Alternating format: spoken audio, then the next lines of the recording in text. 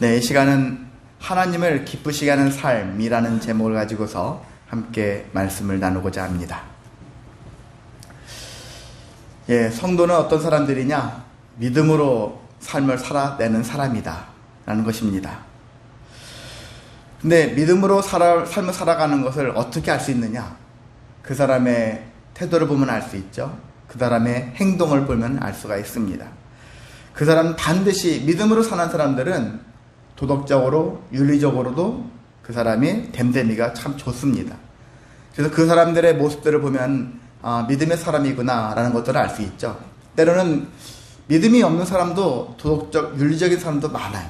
근데 우리가 정말 하나님을 제대로 아는 사람은 하나님의 뜻 안에서, 하나님의 원하시는 방식 안에서 우리가 도덕적이고 윤리적인 인생을 살아갈 수가 있습니다.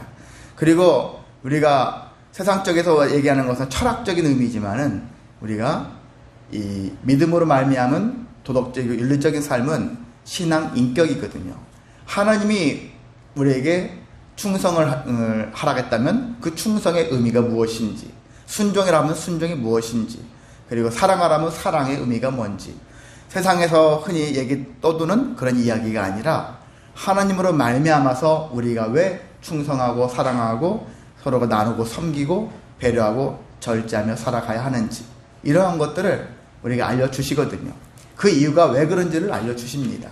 그래서 우리가 일반적으로 철학은 인간론적인 것이 관계가 있어요. 삶을 어떻게 살 것이냐, 왜 태어나서 어떻게 살 것이냐의 관점이지만 우리는 이미 하나님과 관계가 있어요. 신과 관계 있으면서 그래서 신과 연결되어지고 하나님의 명령을 따라서 우리가 신앙 인격으로 드러날 수가 있는 것입니다. 그래서 교회는요, 어쩔 수 없이 두 가지가 항상 병립합니다. 첫 번째는요, 교리적인 것들. 하나님이 누구신지, 예수님이 누구신지, 그리고 기도는 어떻게 해야 될 것인지, 또한 말씀을 어떻게 들어야 될 것인지, 이런 교리라는 것이 있죠. 그래서 여러 가지 구원론적인 것도 있고, 예수님이 어떤 분인지, 성령님이 어떤 분인지, 이런 것들에 대한 교육을 받아야 되겠죠. 받아야 되군요. 그렇지만 이걸로만 끝나는 것이 아니라 거기에 이제 따로 나오는 것이 실천편, 흔히 말해서 교리편, 실천편 하는데, 또 한 가지는 실천편. 실천편은 대부분 뭐냐면 윤리적인 면이에요. 서로 사랑하라, 서로 나눠라, 이렇게 절제하며 살아라, 어떻게 삶 속에서 살아내야 되는지에 대한 부분들을 얘기를 하고 있습니다. 바울이 여러 가지 많은 서신서를 성경에 썼죠. 서신서의 내용들이 대부분 이와 같습니다. 앞부분은 교리적인 이야기들을 쓰든지, 뒤에는 실천편, 그래서 윤리적인 면을 하든지 해서 믿음으로 어떻게 도덕적인 윤리적인 삶을 살아야 하는지, 이런 부분들을 성경에서 우리에게 가르치고 있습니다. 그래서 이런 것들을 여러분 생각하시면서 인생에 세상에서는 똑같네, 교회에서는 똑같네, 교회나 세상에 서로 사랑하라, 서로 섬겨라, 서로 배려하라, 똑같네, 똑같은 거 같이 보이지만은 출처가 전혀 다르다는 얘기죠. 어디서부터 나왔느냐, 왜 그러야 하는지, 이런 부분들은 우리가 세상 사람보다 더 고차원적인 생각을 가지고서 이 일을 한다는 것입니다. 세상에서는 그저 인간관계 때문에 하는 거예요. 때로 자기가 살기 위해서도 합니다. 근데 우리는 하나님의 명령을 따라서 한다라는 것입니다. 하나님의 뜻을 따라서 한다라는 것입니다. 거기서부터 출발을 하기 때문에 우리가 내 마음속에 어떤 이익이나 이런 것들이 우선되는 게 아니라 하나님의 뜻에 순종한다, 믿음대로 살기 위한 방편이다 라는 측면에서 우리가 시작하기 때문에 능히 우리는 쉬지 않고 이 일들을 감당할 수가 있는 것입니다. 그래서 이러한 삶이 어떤 삶이냐, 바로 하나님을 기쁘시게 하는 삶의 바탕이 된다는 것입니다. 그래서 항상 여러분이 믿음을 통해서 말씀이 어떤 말씀인지, 하나님의 마음을 자꾸 알고 말씀 가운데 여러분이 거하려고 하시고, 그리고 이것을 말씀으로 순종의 삶을 살아내는 삶, 이것이 하나님을 기쁘시게 하는 삶의 기본 요소다라는 것들을 기억하셔서 항상 여러 가지 두 가지 것들을 기억하면서 살아내시기를 소망합니다. 바울은요, 지난 시간에 우리가 환난에 대해서 가르쳤다고 했죠. 목회자가 반드시 가르쳐야 될 것들, 다 반드시 가르쳐야 될 것들이겠죠. 하나님 말씀 다 반드시인데, 기본적으로 지난주에는 환난에 대해서도 가르쳤다라는 얘기 했었습니다. 그래서 목회자가 성도가 당할 일들, 성도로서 당할 일들을 얘기하는 거예요. 사실 성도가 아닌 사람들도 세상에서 많은 일을 당합니다. 근데 성도로서 예수를 믿음으로 말미암아서 핍박을 당하는 경우 있거든요. 제가 아까 찬양을 제 아내가 아침에 딱 틀어놨는데 한 찬양이 좀 마음에 안 들어서 다른 찬양을 한번 바꿔봤어요. 근데 댓글이 딱 떠오는데 거기에 첫 글자가 뭐냐면 아빠가 교회를 나가지 못하게 해서 못 나가고 있는데 이 찬양을 통해서 은혜를 받고 있습니다. 이런 게 있는데 마음이 짠하더라고요. 교회를 나가고 싶은데 누군가의 반대 때문에 나가지 못하는 상황과 같은 이런 핍박, 이런 환난을 얘기하는 것이죠. 자, 그런 환난을 당해서도 가르쳐야 되는 것이죠. 그래서 이런 일이 예수를 믿으면 형통하다. 결론은 형통하지만 과정은 오히려 세상 사람보다 더 어렵다라는 거예요. 그것들을 알고 그럼에도 불구하고 할 거냐? 한다라는 것이죠. 축구 선수가 되려고 할 때 자기가 화려하게 막 골 넣고 뭐 이렇게 사람들한테 인정받는 그런 모습만 생각하면 안 된다는 얘기죠. 그렇게 되기까지 보이지 않는 곳에서 수많은 자기 싸움과 수많은 많은 사람들의 그러한 핍박 이런 것들을 다 견디면서 일어서야 되거든요. 그랬었을 때 비로소 인정받을 수 있는 것 같이 우리도 저와 여러분의 삶이 어떤 환난에도 넘어지지 마시고 끝이 서 가시기를 주님의 이름으로 소망합니다. 그래서 바울은 3장에서 이렇게 환난에 대해서 가르쳤죠. 그래서 오늘은 또 무엇에 대해서 가르치고 있느냐? 1절에 있는 말씀이에요. 내가 마땅히 너에게 어떻게 행하며 하나님을 기쁘시게 할 수 있는지를 우리에게 배웠으니, 우리에게 배웠다는 얘기는 바울이 가르쳤다는 얘기잖아요. 그 가르침을 성도들이 배웠어요. 어떻게 살아가는 것이 하나님을 기쁘시게 하는 삶일까? 이런 것들을 배웠다 하니까. 그래도 저도 여러분에게 이 시간 하나님을 기쁘시게 하는 삶이 무엇인가를 바울 서신서를 통해서 기타 성경 다른 구절을 통해서 함께 은혜의 말씀을 나누려고 하는 것입니다. 자, 이것은 어떤 거냐? 바울은 그냥 소심하게 한 얘기 아니라 흔히 자기가 사도라고 하잖아요. 나는 사도다. 저는 목사다. 이런 관점에서 사도직을 가지고서 명령을 했다는 얘기예요. 2절에 보니까 나는 주 예수 그리스도로 말미암아 너희에게 명령으로, 무슨 명령으로 준 것을 너희가 아느니라. 명령했다라는 거예요. 내가 명령한 것이 아니라 하나님의 명을 받아서 명령을 전하는 것이겠죠. 하나님의 명을 받들어서 또 성도들에게 이렇게 하라. 명령을 하는 것이죠. 모세를 생각하시면 될 것 같아요. 광야 40년 동안 보면은 하나님이 모세를 통해서 명령하시죠.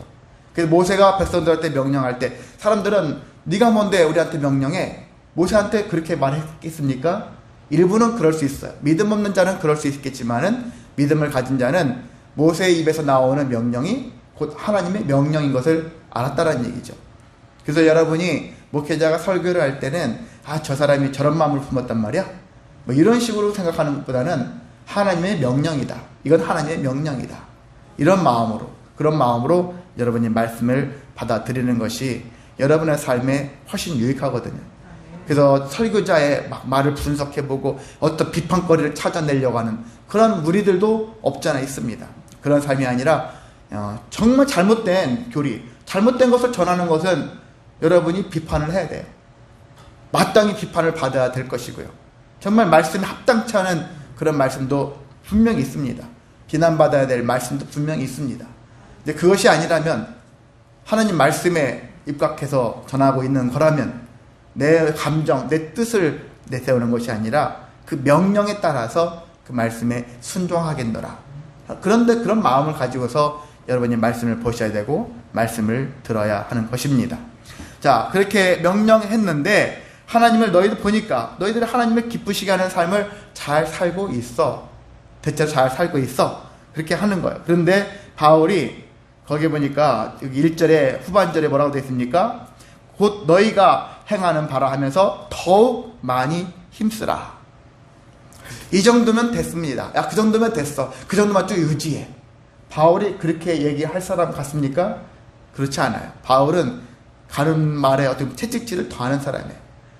악하게 막 혹독하게 괴롭히면서 하는 것이 아니라 사랑으로 권면한다는 얘기죠. 계속 권면하는 것이죠. 자, 믿음의 전진이라고 했죠. 믿음은 계속 전진해야 돼. 믿음은 성장해야 됩니다. 머물러 있으면 안 된다는 얘기죠. 계속 성장하는 것이죠. 목회자도 말씀을 적당히만 보고서 끝나면 알았던 지식 가지고 자꾸 반복하는 경우도 있어요. 그 대충 하고 대충 할 수도 있어요. 그러면은 목회자도 성장을 안 하거든요. 목회자도 어떻게 보면 은퇴하기 직전까지도 계속 말씀을 연구하고 연구해야 돼. 제가 좀 해보니까요, 어떤 느낌이 드냐면, 이건 나쁜 의미는 아니라 양파 같아요. 까도 없다라는 게 개념이 아니라 끝이 없이 나와요. 새로운 것들이 계속 나와요. 까면 깔수록 어떻게 보면 새로운 게 계속 나와요. 야, 정말 하나님의 은혜의 비밀이 이렇게 숨겨져 있구나. 예수님은 비밀이라고 했잖아요. 그 비밀의 그 이름, 신비로운 이름, 그 이름을 어떻게 합니까? 맛보면 맛볼수록 그 맛이 더 강하게 진하게 다가오는 말씀, 예수님, 그런 느낌을 가질 수 있거든요. 대충 하고 이게 다야? 그게 아니거든요. 정말 맛보면 맛볼수록 내가 지금까지 느껴지지 못했던 아주 진한 우러나는 그런 맛을 우리가 맛볼 수가 있는 것입니다. 그래서 믿음의 생활은 더욱 힘써야 된다. 더욱 많이 힘써야 된다. 믿음의 전진에는 만족함이 없다라는 것을 인식하며 살아가시기를 원합니다. 자, 찬양도 있죠. 세상 것에 대해서는 만족함이 없어야 돼. 만족함을 품지 말아야 돼. 세상에 대해서는 여러분이 세상 속에서 거할 때는 뭔가를 막 만족을 누리려고 하잖아요. 근데 만족을 누릴 수가 없겠지만은 세상 가운데 거하지 마시고 믿음의 전진에서는 만족함이 없어야 된다. 믿음의 전진에 대해서는 욕심을 가지라는 얘기예요. 더 욕심 부리셔서 믿음의 전진을 이루며 살아가시기를 소망합니다. 자, 그렇다면 하나님을 기쁘시게 하는 삶은 어떤 삶인가?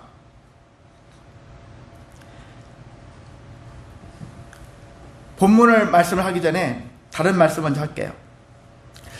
하나님을 기쁘시게 하는 삶은 본문에 나와 있는 말씀 외에도 일단 다른 여러 가지가 있어요. 하나님을 기쁘시게 하는 것에 대한 얘기들이 나오면서 어떤 것이 하나님을 기쁘게 한다. 다양한 부분들이 있는데 먼저 얘기하면은요, 에녹을 들 수 있어요. 에녹을 보면은요, 히브리서 11장 5절에 그가 하나님을 기쁘시게 하는 삶을 살았다는 얘기를 하고 있는데 그 원인이 뭐냐면 하나님과 동행했다. 동행함으로 하나님을 기쁘시게 했다라는 것입니다. 그 로마서에 보면은요, 어떻게 또 기쁘시게 하느냐? 예수 그리스도를 섬김으로써 하나님을 기쁘시게 한다라는 것입니다. 또 히브리서 12장 28절에도 두렵고 떨림으로, 이런 두렵고 떨림을 뭐라고 합니까? 경외라고 하죠. 하나님을 경외하는 마음을 가지고 살 때도 하나님을 기쁘시게 할 수 있다라고 할 수 있습니다. 또한 믿음으로 사는 삶도 있죠. 믿음으로 사는 삶. 히브리서 11장에 또 있죠. 믿음은 하나님을 기쁘시게 한다. 그렇게 나와 있죠. 또한 빌립보서 4장 18절에도 하나님께 향기로운 예물을 드림으로 하나님을 기쁘시게도 할 수 있다. 하나님을 기쁘시게 하는 것은 다양할 수 있다는 얘기죠. 이것 말고도 성경에 나와 있는 것만이 아니라 우리가 더 많은 것들이 존재합니다. 특별히 오늘 말씀 가운데서는 어떤 것이 하나님을 기쁘시게 하는 것인가를 한번 발견해 보도록 하겠습니다. 자, 하나님을 기쁘시게 하는 삶은 첫 번째는 거룩한 삶을 살아야 한다라는 것입니다.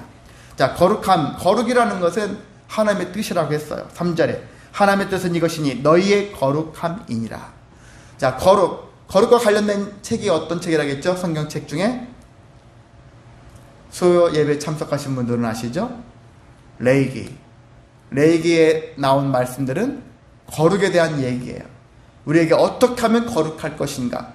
여러분이 거룩이 무엇인지를 발견하고 싶다. 어떻게 하면 거룩한 삶을 살고 싶을까? 이것을 발견하고 싶다면 레이기로 한번 돌아가 보시기를 원합니다.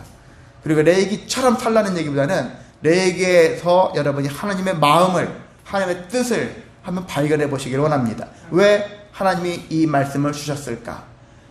그 목적을, 그 의도를 알면은 우리가 이 땅에서 어떻게 살아가야 되는 것인지를 발견할 수가 있습니다. 자, 오늘 본문에서의 이 거룩한 삶, 두 가지 모습으로 나타날 수 있는데요. 첫 번째는 3절부터 8절에 있는 말씀인데, 음란을 버려라 라는 것입니다. 음란을 버려라. 그리스, 헬라, 그 헬라 시대, 그때의 문화들을 보면은요, 각 나라들이, 각 민족들이 다 신전들이 있었죠. 신을 섬겨요. 우상들을 섬깁니다. 근데 우상들 중에는 이런 우상들이 있어요. 성적인 그런 관점에서의 우상들이 있어요. 신을 경배하는 방법 중에 하나가 음란 행위를 하는 거예요. 우리가 봤을 때는 이해 안 되고 말도 안 되는 거겠죠. 근데 그들은 그렇게 가능해요. 우상을 숭배하는 자들에게 숭배할 때 성적인, 그래서 흥분시키려고 하는 그런 것들이죠. 그래서 정신을 잃게만 안 되는 것이죠. 제정신으로 하지 않게 하는 거죠. 신을 섬기는 행위를 제정신으로 하지 않게끔 하기 위해서 어떤 흥분 상태로 만들기 위한 장치 중에 하나가 음란 행위예요. 그래서 때로는 신전 옆에는 신전 창녀들도 있어요. 이런 목적으로 고용된 사람들이죠. 그런 사람들이 있어가지고. 그러니까 음란 행위가 어느 누군가의 아니면 소수의 어떤 사람들만의 전유물이 아니라 보편화되어 있는 그런 상태라고 볼 수가 있습니다. 그리고 동성애도 말할 것도 없고요. 근친상간도 말할 것도 없이 아주 음란함이 그냥 일상화되어 있는, 보편화되어 있는 그런 상태였다는 것입니다. 자, 그래서 성적 문란이 우리가 봤을 때는 그건 잘못된 거야 라고 지적하기보다는 그냥 암묵적으로 묵인해 오는 그런 상태였다는 것이고, 이것이 종교화가 됐으니까 더 그렇다라는 거예요. 이미 종교화로 되었어요. 종교화가 되어지니까 더 이상 그것에 대해서 비판할 수 있는 사람들이 없는 것이죠. 자, 그런 환경 속에서 바울이 말씀을 가지고 있는 바울이 봤었을 때는 얼마나 황당한 일이라고 볼 수 있겠습니까? 자, 그런 것과 같이 음란한 마음들을 버려라. 그게 종교적으로 묵인되고 용인되는 것이라 할지라도 이제는 더 이상 앞으로는 음란의 마음을 품지 말아라 라는 것이 바울이 우리에게 전하는 것이고요. 근데 이 음란의 모습은 어디서부터 다시 출발하느냐면 가정에서부터 출발한다는 것입니다. 가정 안에서 음란이 존재하는 것이죠. 그러면 음란이 뭐냐? 남편이 아내에게, 아내에게 남편에게 뭐 이상한 흔히 변태적인 행위를 막 요구하고 하는 그런 것들이 음란한 거냐? 우리는 그렇게 생각하겠지만 그게 아니거든요. 그것은 2차, 3차 문제거든요. 첫 번째 문제는 뭐냐면은 가장 근본적인 음란의 문제는 어떤 거냐? 내 남편을, 내 아내를 사랑하지 않는 거다라는 것입니다. 사랑하지 않는 거예요. 때로 사랑할 수가 없을 때도 있겠죠. 너무나 화가 나고 너무나도 언짢는 그런 감정이 생기면은 사랑하지 못할 수도 있어요.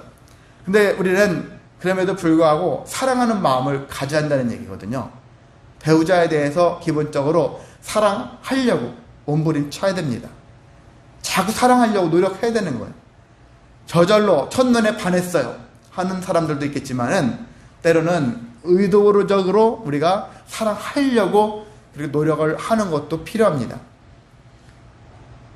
첫눈에 반한 그 감정으로만 사랑할 수는 없거든요. 그 첫눈에 뭘 반했겠습니까? 그 사람의 인격을 보고 그 사람의 삶을 다 보면서 첫눈에 반했겠습니까? 대체적으로 외모에 반했겠죠. 외모에 반했겠지 사실상 그 사람의 모든 인격을 보고서 그 사람의 모든 삶을 보고서 반했겠냐고요. 그런 면에서 우리는 첫눈에 반했다라는 인생이 아니라 그래서 첫눈에 반해서 사랑했습니다.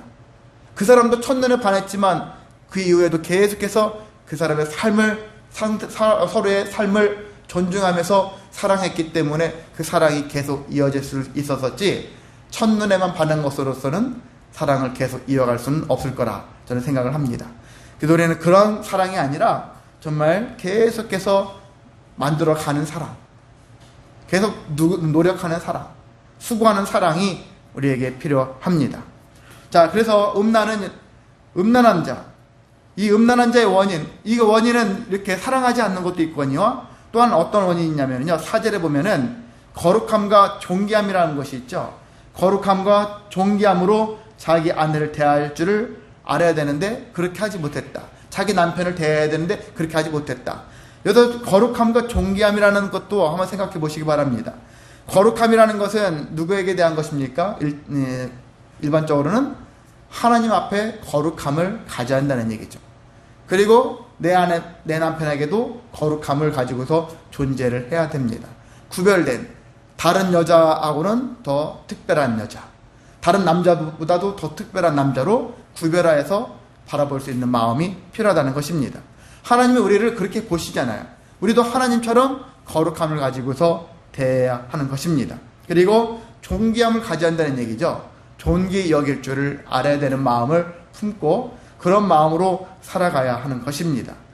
우리가 사실 저 사람이 그렇게 하지 않는데 내가 어떻게 그렇게 할 게 있겠습니까? 라고 하는 사람도 있겠지만은 사실 내가 먼저 손을 내미는 것이 성도의 삶이거든요.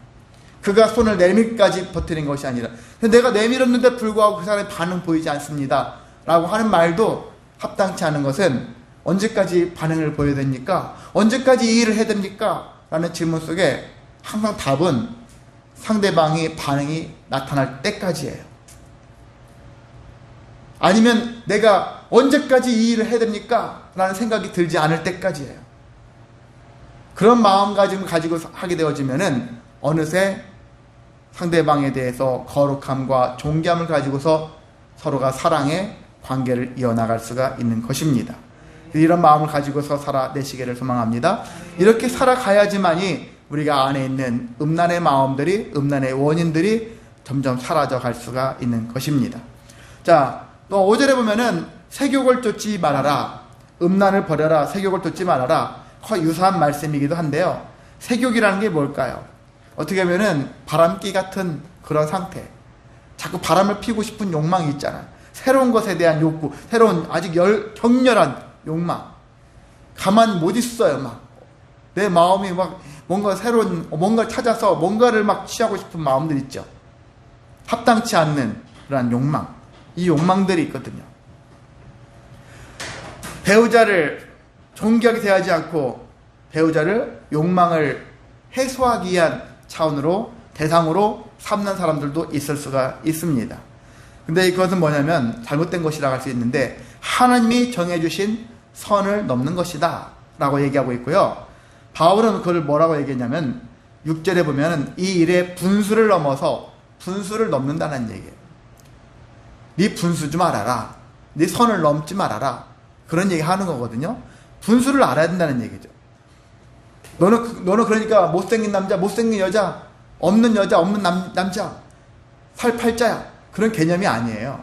이미 하나님이 짝져주신 내 안에 내 남편을 두고 다른 것에 대한 마음을 품는 행위에 대해서 선을 넘는다. 분수를 넘는다. 라는 얘기를 하고 있는 것입니다.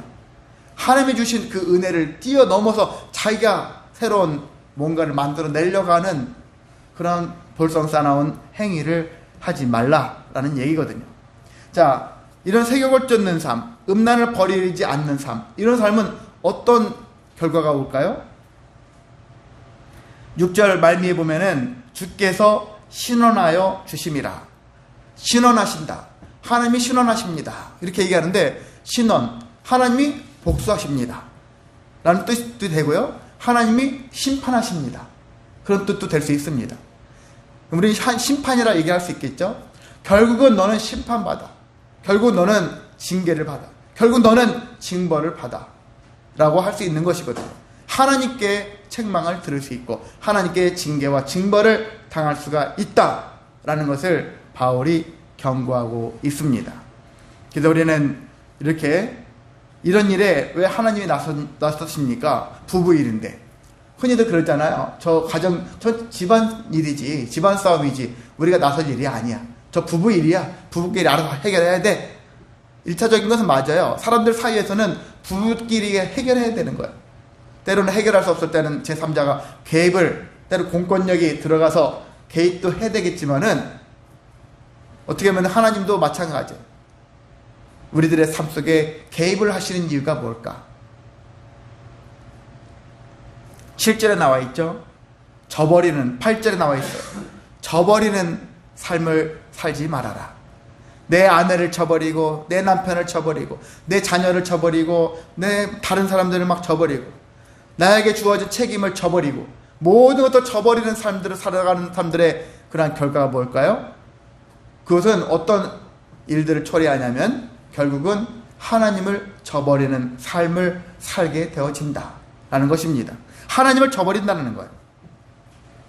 하나님까지도 저버리게 되어지기 때문에 성령을 주신 하나님을 저버리는 삶이 되어지면 안 되기 때문에 그래서 하나님이 적극적으로 개입을 하셔서 그렇게 심판까지 하신다라고 말씀하고 있는 것입니다. 자, 두 번째는요, 형제를 사랑해라는 것입니다. 9절부터 10절에 있는 말씀이죠.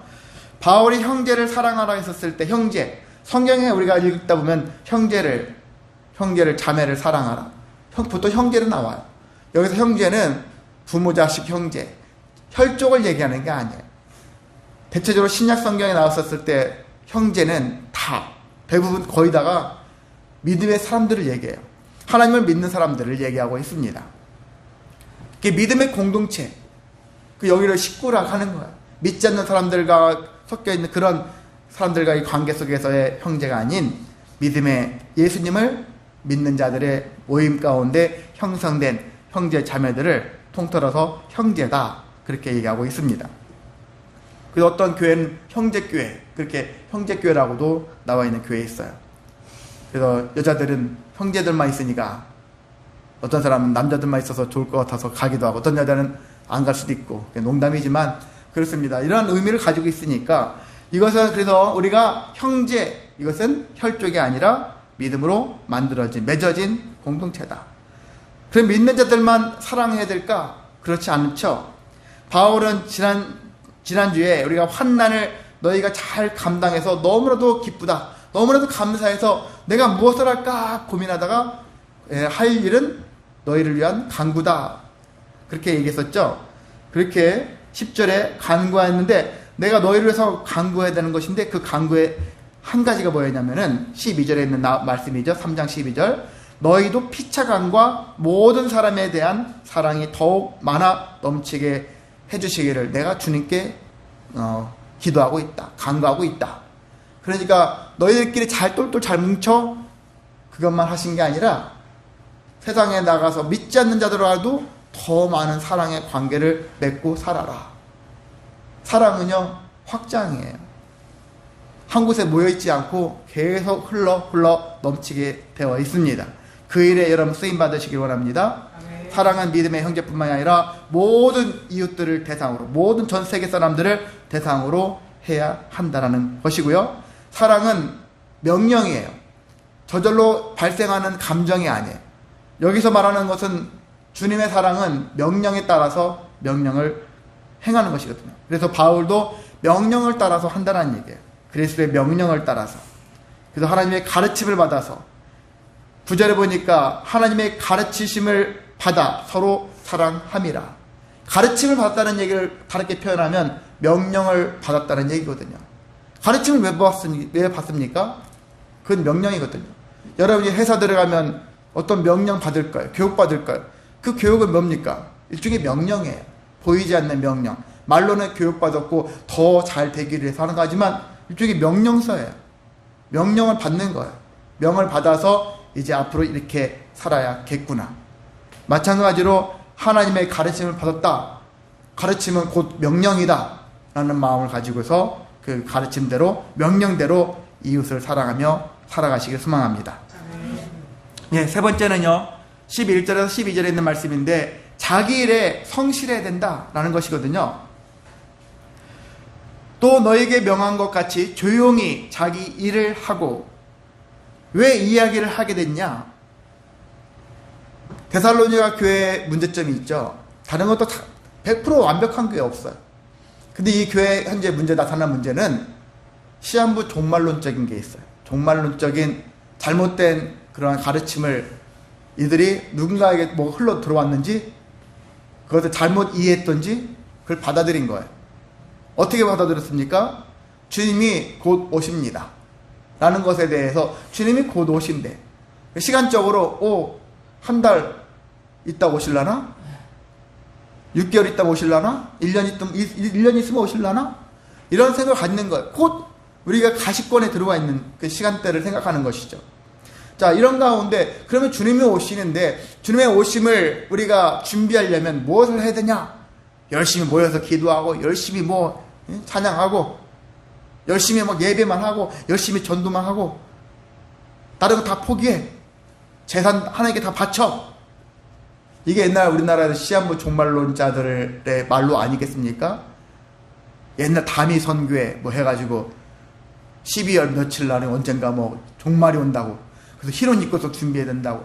사람들 다 집 팔고 대출까지 받아가지고 하나님께 드린다고 다 드리고 다 쫄딱 망했어요. 일부는 죽기도 하고. 이런 문제가 생길 수 있는 거예요. 현재 삶을 다 수습하는 거예요. 수습하고 다 끼리끼리 모여가지고 주님 오실 것을 막 기다리면서 주님 오시면 나 천국 가야 되니까 마지막 막판 스포트를 막 이렇게 내는 거예요.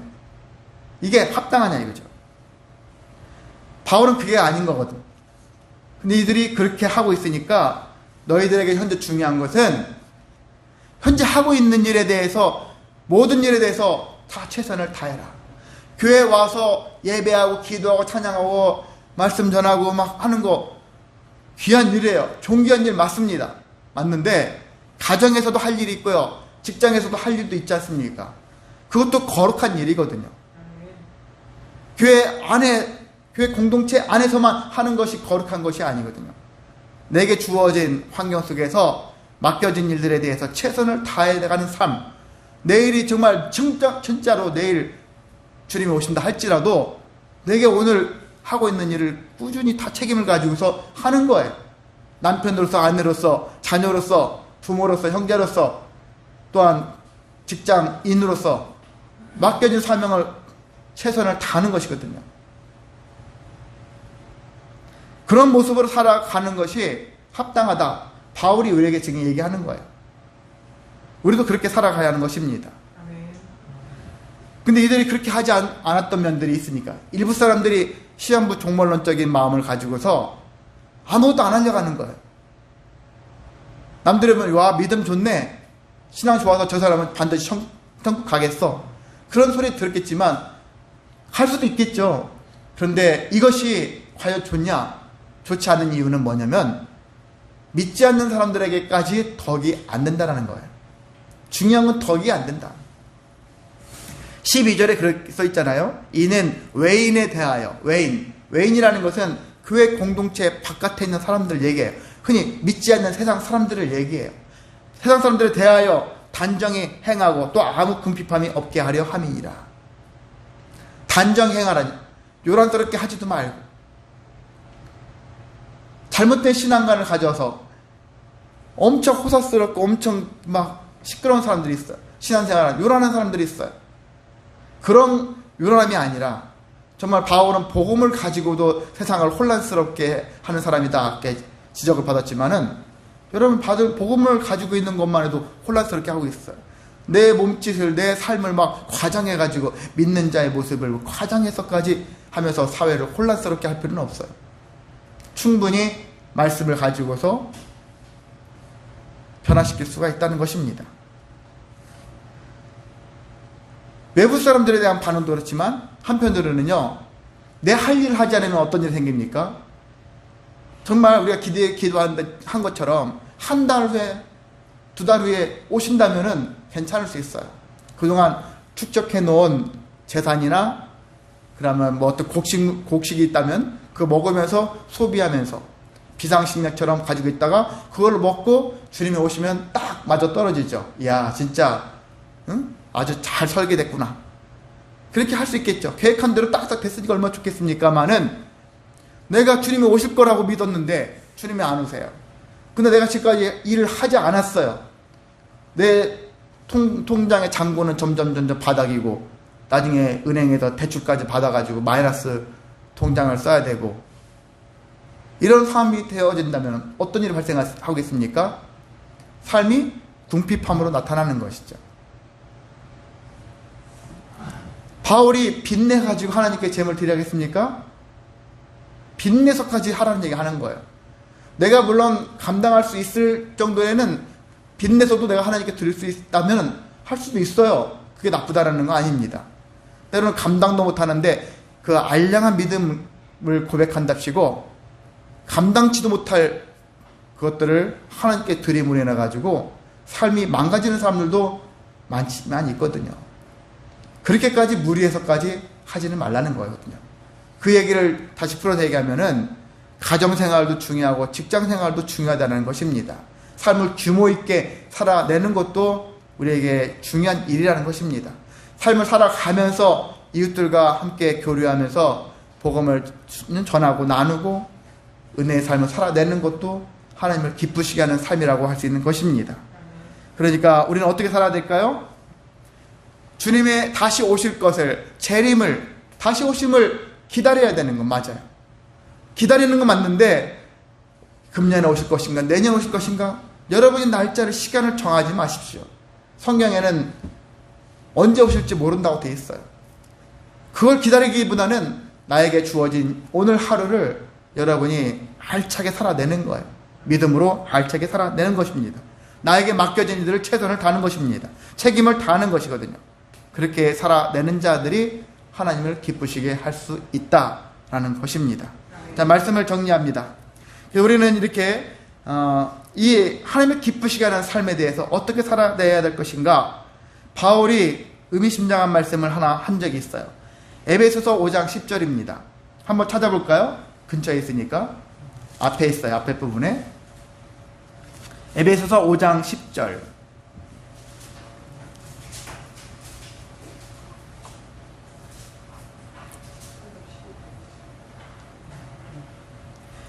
에베소서 5장 10절 다 같이 말씀을 읽겠습니다. 시작. 주를 기쁘시게 할 것이 무엇인가 시험하여 보라. 우리에게 이걸 요구하고 있습니다. 하나님을 어떻게 하면 기쁘시게 할까? 여러분이 생각하셔야 되겠죠? 내가 이 일을 하면 하나님이 기쁘시게 할까? 기쁘시게, 이런 것들을 생각하는 거예요. 하나님을 기쁘시게 할 삶이 무엇인가를 여러분이 계속 고민하라는 얘기예요. 그러니까 이런 고민들이 모여지면 다양하다는 것이죠. 제가 서두에 하나님을 기쁘시게 하는 여러 가지 다양한 이야기들을 먼저 했지 않습니까? 그런 것처럼 그 말고도 하나님을 기쁘시게 하는 일들은 다 모든 것들을 하나님을 기쁘시게 할 수 있는 거예요. 부부끼리 사랑해도, 부모 자식간에 잘 지내는 것도 하나님의 기쁨이 될 수 있는 거고요. 여러분 직장에서도 여러분에게 주어진 책임을 지혜롭게 능력 있게 행하는 것도 기쁘시게 할 수 있는 일이고요. 근데 이것을 바울은 뭐라고 하냐면 시험해보라는 거예요. 성경 중에서 시험하라는 것들이 가끔 나오죠. 말라기에서 보면은 뭘 시험하랍니까? 11조를 한번 하나님께 드려봐라. 11조를 드림으로 인해서 하나님을 시험하라. 감히 하나님을 시험하라. 이런 의미가 아니라 11조를 한번 드려봐라. 너에게 어떤 삶이 펼쳐질 것인가. 그런 의미예요. 하나님이 가만두시겠느냐.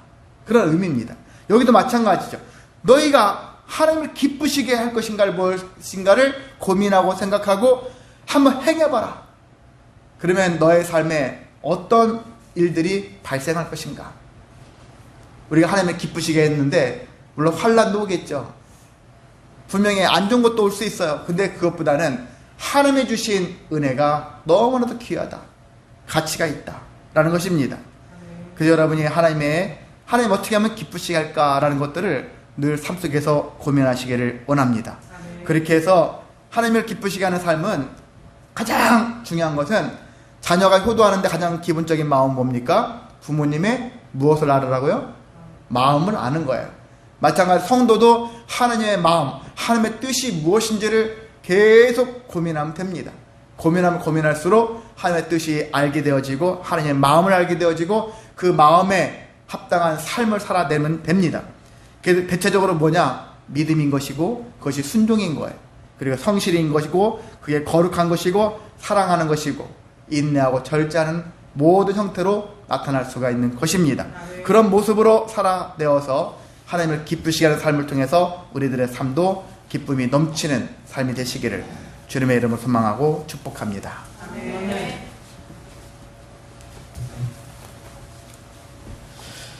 네, 이 시간